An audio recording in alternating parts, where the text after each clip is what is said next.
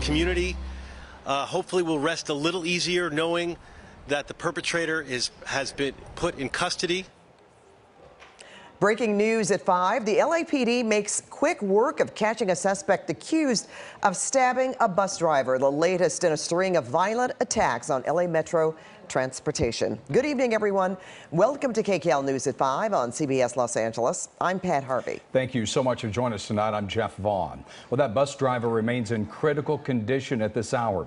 The suspect, we're told, is a teenager. And he was arrested after people recognized him from the Metro security camera photo.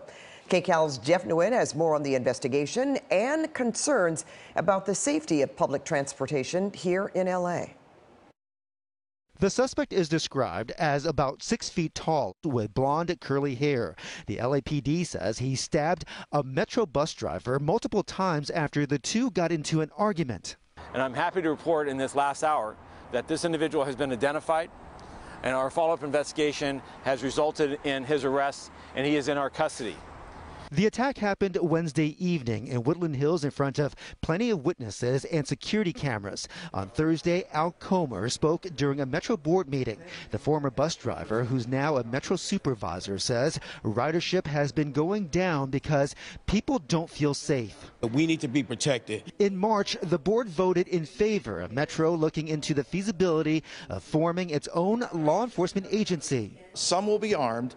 Many will be unarmed, but they will be uniformed. According to Metro's most recent data, arrests on buses went up nearly 19% in March compared to the same time a year earlier. Violent crime arrests stayed flat, and arrests for other crimes like drug offenses and battery against drivers were up more than 33%.